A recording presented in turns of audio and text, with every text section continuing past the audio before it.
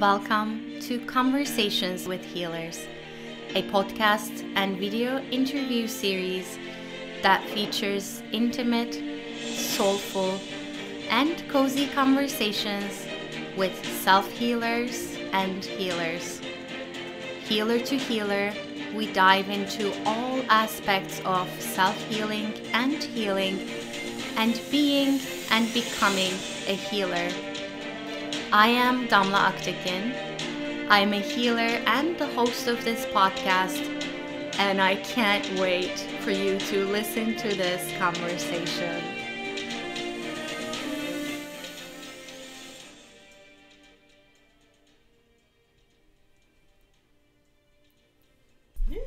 Hi everyone, welcome to Conversations with Healers, where we talk to, I talk to healers that I love, all about self-healing and healing. And today I have with me my dear friend, Karen Ortiz. Hi everyone. So, how are you, Karen? I'm fine. It's not snowing, it's sunny. I love it. Yes. So, for people who don't know you, Karen came into my life. We met during a yoga teacher training, and you've been in my life ever since, which I'm so thankful about. And I want you to give people a sense of who you are. But I just want to say that, like, from the amount of stuff that I know about her work, you read bodies. I read bodies. Yes, I do. You read bodies, and I remember the first time you touched me. I mean, not like, but we were in a hotel room. We were attending a conference or something together. Yeah. And then you were like, "Let me give you a little neck rub." And then 2 seconds later, I was in the bathroom crying. I'm like, "What's going on? Like, what's happening?" Like, you knew where to go. So tell me more about that. How did you learn to read bodies?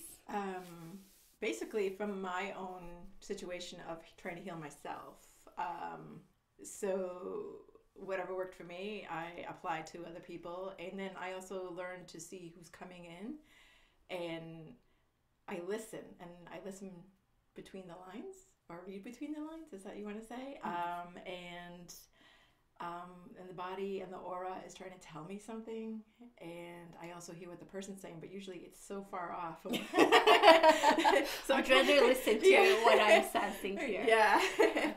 So and then the body leads me where to go. I feel the tissue of the body, and it says here, no, over here, and so I just go with it. And sometimes the person could say it's over here, but I'm all the way at the great toe. So it's like, hey, that's where I'm supposed to be. So yeah. I just go with it. Yeah. So do you find that rather than like listening to what I'm hearing is rather than listening to the people as a healer, which we do, right? We do that too. But then sometimes there are things that they don't know about. Correct. Yeah. Yeah. So tell me, I know you do massage. What else do you do? Let's see. I do biofield tuning. I teach gyrotonic. I teach Pilates. I empower people to come back into their bodies. Yes. And I also, neuro reset therapy, active isolated stretching. I can't think of anything else right at this moment, but I have a lot of tools. Yes. So I feel like we could, and the thing about the two of us is when we get together, I feel like it's almost like file swapping. Yeah, it is. It's so much fun. I'm like, have you heard about this book? Have you heard about this healer, this person? So we could spend like days diving into those. But one thing I want to dive into, and something that I admire a lot in you, is that you have a great attitude towards collaborations with other healers. Tell me about that. I call it networking, and I feel like I tell everybody, it's like I'm kind of like the 7-Eleven. Everybody comes to me, and then I'm like, you know what, you need this person. They specialize in that. I try not to, when a student comes to me, I call them students, not clients, and because they're learning about their body and what's going on, so I teach them and basically give them the manual they've forgotten or lost it. And if somebody does it way better than I do, that's where they're going. So it's all about their healing, their journey, and I'm going to support them as much as I can. Yes. So I know because you've sent a few people my way. Right. So, and we in terms of the sound balancing, we've been trained similarly, but I feel like we do it so differently. Yeah. Everyone has their own unique. I'm more quiet about it. It's still about the subtlety, and I go with my training, which is more about what's going inside the body, the muscles. I think about the muscles and also other layers. And because of my Kundalini training, I'm also thinking of the 10 bodies. So I go through that. And whereas when I come to you and I'm like, do I have to talk? Get it out of I know, and I'm like, oh. Yes, I do like doing that. But the other thing I want to talk about is like when I was just starting doing this, which was around the time that I met you. Mm-hmm.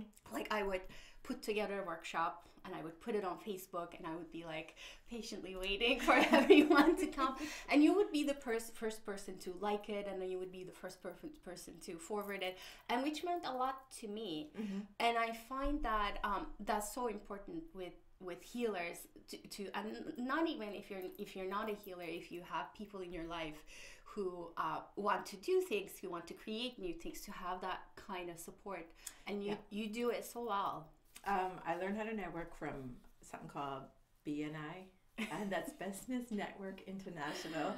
I felt like that was my associate's degree into business, and it's about collaborating, sharing, as you said before, and when somebody's really good, I'm definitely gonna like it. You know, Mm-hmm. I'm definitely gonna share it, and I'm definitely gonna say, hey, go there. She's really great. You know, so Mm-hmm. yeah, definitely, and that's what Facebook is all about. When somebody's good, you're supposed to like and share, and it exposes you to more people. Yeah, and I think and then you get the support back. Correct. Right, you get the support, and it's not like you're hoping for that to happen. If it happens, it happens. I'm not tied to that, but it's nice when it does. Right. So, yeah. Right. And then the other piece of this is I've known you relocate your business multiple times. 3 or 4 times. 3 or 4 times. Yeah. Like once within the same city, you went to a different location, right? 3 times in one city. 3 times in one. Okay. Okay. And every time, and in the multiple cities too. So, and then every time you do that, and I go like, what? And then like within a couple months, your people know you, people talk about you. You've already like attracted a few healers around you. You sort of take them. I see you taking them under your wings. Yep. So tell us about that. The moves all happen not because of my choice, I have to say that, but the energy moves me, and when it happens and I don't listen, I get kicked in my butt. So now I learn to listen. When there's energy is not feeling right, it's time to move on. That was a hard lesson. And then each time it proves that it was a great move, better energy, and then more people see where I am. Like last time I was on a street corner on Washington and Winter Street in Newburyport, and everybody saw me. Mm-hmm. Whereas before I was hidden. And now the last move, it's not the last one I'm revealing. I'm in Amesbury, Mass, and the energy there is so great. I'm right beside a river, and I just feel like it's amplifying the energy that I'm working with, and people feel it, and they're drawn to it. And I only have this tiny little sign, and they're still coming. I'm word of mouth now. I don't really. And it's very, I have to say, like having been there, it's very cozy, the space you have. It feels like you're walking into a friend's place and they care about you. That's sort of the feeling that I get. I get 2 or 3 people that have come in and they burst into tears, and this is their first time there, and I was like, it's okay. This is normal. And they feel safe. They say, I don't know why I'm crying, and it's because I made such a safe space. I do many layers. It's the music I play, it's mantras, the energy, I hold the space, the cleaning products I use, it's safe, and my intention's already there. Right. So, and I know that you do a lot of clearing. And a lot of clearing. Yes. And even within myself, I have to keep clear, and that means I see other people to get work done because I need it. Yes. Take for instance, I've been traveling a lot, and so I had to find a chiropractor that would take me in quickly. It's all about self-care for yourself, because if you're not taking care of yourself, how can you care for other people? Yes, yeah. Tell us a little bit more about that. Like, when do you decide to see other healers? Let's see. Example, the last incident, which was not too long ago, it was only last week. I needed a chiropractor, and because I knew my sacrum was stuck and I couldn't get it. Usually I have tricks to get it going, and it was not working. So I chosen a walk-in clinic, and oh boy, did that hurt. and then just last week too, also I had a student of biofield tuning that's in town locally, and she's going for a practitioner training next week, I think. She worked on me, and she pulled some stuff out of my hip, so that was stuck in my sacrum. Mm-hmm. So I was really grateful for that, and she also learned so much from doing that. Because we were well aware what was going on there, so she wasn't surprised. Mm-hmm. So it's all about self-care. Yeah. Yes. Yeah. So how do you define healing? Like, what's healing? Healing. Okay. Well, for me, I'm just a facilitator. I just remind the body that I'm working with that they can heal themselves. I might point, like, for example, I might point right into there.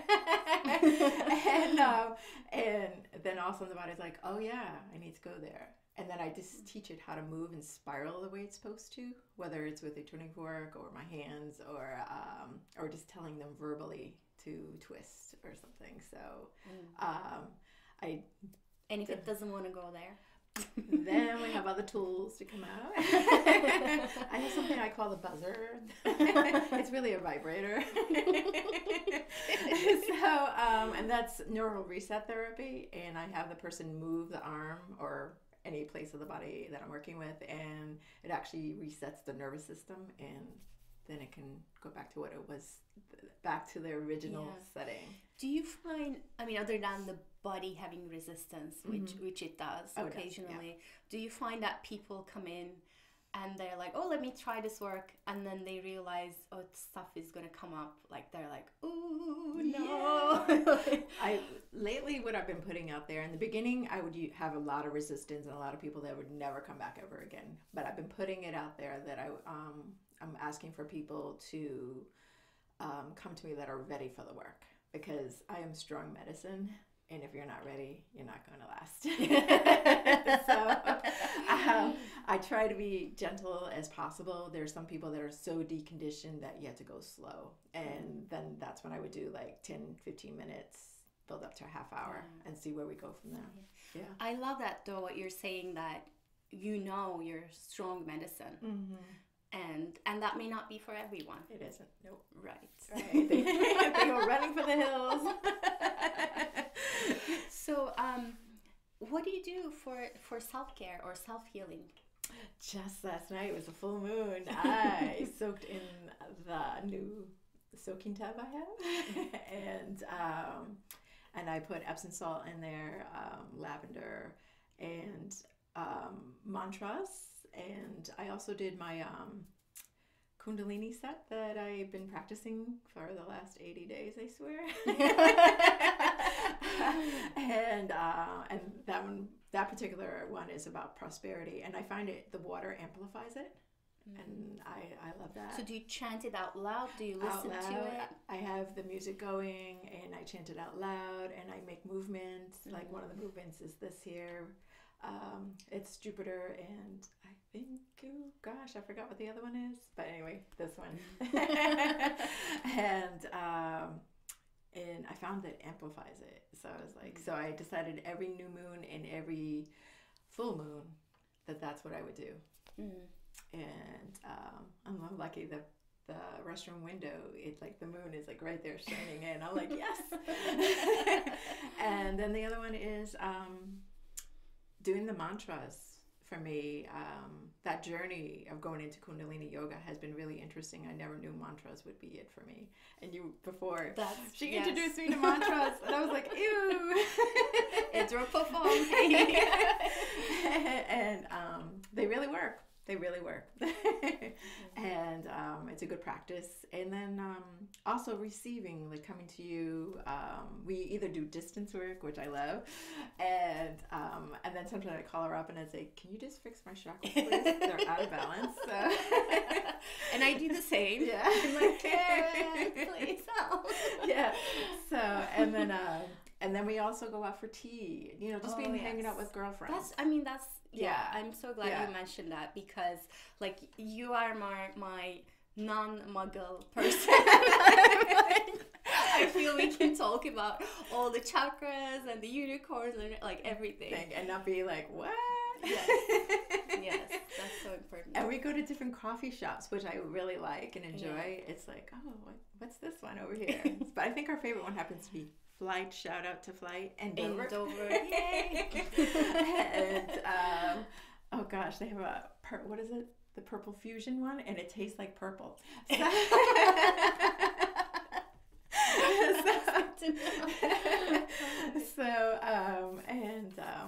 What else? I did something totally out of character. I did drumming. Oh, nice.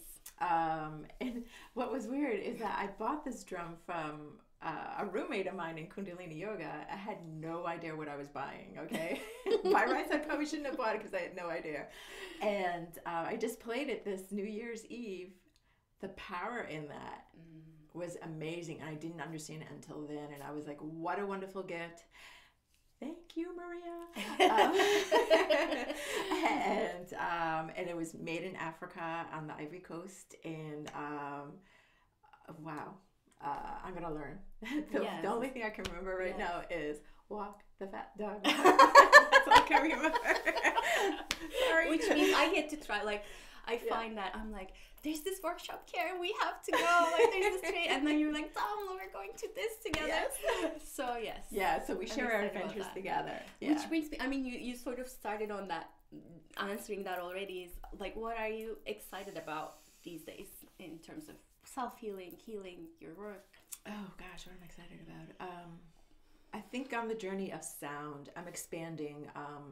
With bioflow tuning, it's great. I like working on the body, and actually it's no longer hearing the tuning fork itself now. It's just feeling the vibration and then feeling the vibration on the outer realms. But the Himalayan bowls, the bells, the gong.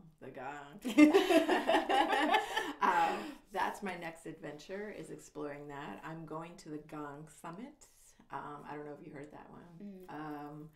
They're bringing all these great gong masters, and where is that? That's going to be in Chester, Connecticut, in July, in the beginning of July. So it's going to be July 4th week. Yes. So I'll hear about that. Yeah, thegongsummit.com. I know that much. It's with Michener, who is my teacher of sound, and he taught me the history of sound and where it all came from. And then for some reason we got into the whirling dervish. Oh, yes. Yes. So, yeah. And so it just caught it was weird how when I found Michener and then we were discussing it, how it all came together. And he said that is where the book is on sound healing, but they won't share it with the rest of the world. Okay, just to let everyone know what Karen is talking about is Michener, who is an amazing sound healer and teacher of teachers, and also whirling dervishes are this part of this mystical experience that exists where I come from. I grew up in Turkey, and it comes from a tradition or a practice that Rumi created, which is people, men and women, traditionally men, but I've seen women do it too. They dress in white dresses with this big skirts, and then there's a music playing, which I want to say that there isn't necessarily like the drumming, but there's an element of rhythm yes, in the music, and it's very soothing to the nervous system. And they rotate, and there are very specific things in the ceremony that they do. If you go to Istanbul, you need to watch it. You need to go find a place to watch it. But it's meant to symbolize the earth, the elements, things that spiral in nature. And it's a salute to life, basically. And there are lots and lots of symbolic and mystical meanings in it. Yeah. But yes. Yeah, and that's why I'm attracted to anything that spirals, hence why I do gyrotonic. Yeah. It spirals a lot. Yeah. Which also means like you and I have to go to, there's a Rumi actually lived in Turkey. I didn't know that. For people who don't know, in a place called Konya. And there's a Rumi festival every year there, which we need to go at some point. Okay, you need to tell me this. We'll plan ahead. Yes. I seem to be traveling the world this year. I started with Italy. I went to Sweden. I think Ireland is in the works, with Iceland stopover maybe. And then maybe back to Italy again. Maybe. All right. So, yeah. So I want to ask you, what would you say to someone who's sort of just starting out? They don't quite identify themselves as a healer, but they're interested in self-healing. So that, and also a person who identifies themselves as a healer, but they're sort of figuring it out. They haven't quite found their thing yet. So two separate questions, I guess. Well, what's going to happen is that you're going to find what works for you, and then you're going to make mistakes. And it's okay. It's part of the learning process. And there's a learning curve. And then also have your support system. Somebody that is a little further along, call them up and say, hey, I need some help, ask questions. And definitely the self-healing part, that for yourself is so important. If you don't take care of yourself, how can you take care of anybody else? Yes. So, and yeah, that's all I got to say about that one. Yeah, and the same with a healer who's just sort of beginning on the path. Just keep learning. There's more information out there. Like for me, like when I went to Eileen to learn biofield tuning, I wanted to know more. And Michinor gave me the history. I needed the history as to why. Like for when we met in yoga, I needed the history. Why am I doing yoga? You know, it's like, what is the history of it? And that to me is always fascinating. Then I can honor it the way it's supposed to be. It's not supposed to be athletic. It's more supposed to be about coming back into your body, removing blockages, and so on. So give us the gyrotonic. I love the. Oh my gosh. So if I was on the machine, the gyrotonic tower, my hands would be on the handle unit, and I just love this one where I'm going to come in, out and around, out and around. Yeah. It's spiraling. It's all about spiraling in the body. Yes. So it's like Tai Chi, Qigong, but now you have something that gives you feedback. Right. And that was self-healing for me. Because I was diagnosed with ovarian cancer, which thank goodness it wasn't. And I'm going to attribute learning gyrotonic actually healed me, because it was movements of the sacrum and the abdominal region, because it was stagnant. And it's almost like our cycles too, the moon cycle is like that, right? Yeah. Our digestive cycle is like that.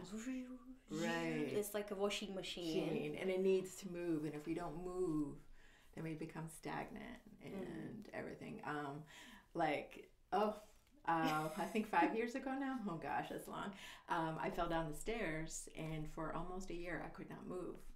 I had no patience for myself, but every time I tried to move, it would hurt. And I learned to have patience for my body, love it for where it is at this moment. I'm on the healing end of the side of it, but I still have a little ways to go. But I had to go to many people to help me with my sacrum because it was frozen after that fall. And then I did something I probably shouldn't have done, but it all worked out in the end. I won't go into details or not. But and then it was a pelvic floor specialist that helped me because she actually had to go in to help my sacrum. Right. So, and I was like, oh. And now for the last piece, it's strengthening the surrounding muscles so that it doesn't get stuck like it did when I go traveling. Yay. Yes. So. But I mean, from the way you describe it, what I'm understanding is, first of all, you're not victimizing yourself. Oh gosh, no. You're like, this happened, and let me, even though it's painful, let me live with this. I was going, universe, seriously? What is the lesson in this? And apparently I'm supposed to help people that came into the same way that I did. And I was like, okay, there's a lesson in this here. And what a journey. Oh my gosh. It opened up so much. And sound healing was definitely part of it. But it was so many modalities. It wasn't just one that helped me to get to where I am right now. Right. So, and I think that's an important piece too. Like you can't just go, and I tell people all the time, even though I work with the energy field, like when you get something energetic, go do something with your body. And when you do something with your body, go do something with your mind too. Like you need the mind tools like meditation, like EFT, to bring things to a certain, to flip things around. Correct. To reframe. Yeah, because just my journey to Italy, I had no idea what I was getting into. It was about meditation for 8 days on a marble floor, okay? With a guru Guru Dev, who is very, intense. And what I found out is that there was a deep-seated hidden secret that the little girl in me was hiding, and I didn't know I was hiding it. It was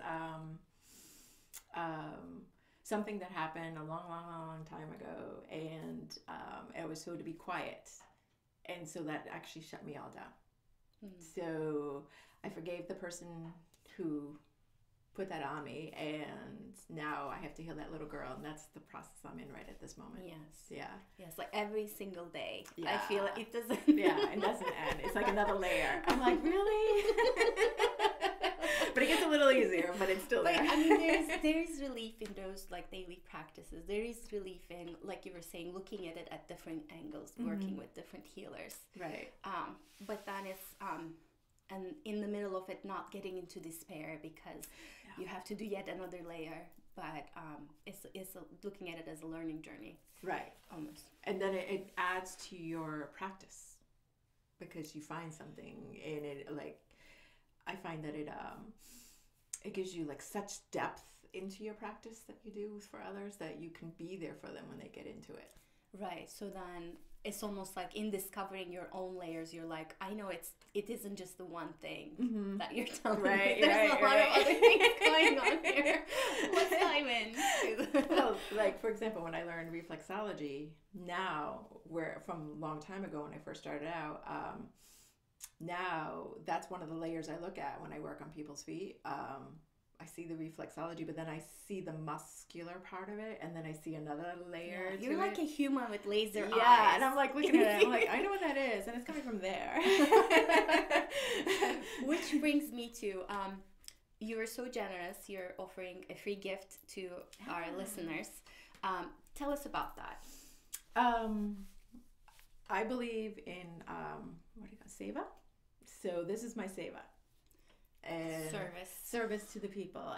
It's a gift I have, and I'm supposed to share it. I'm not supposed to be hoarding it for myself because I'll be spanked if I do that.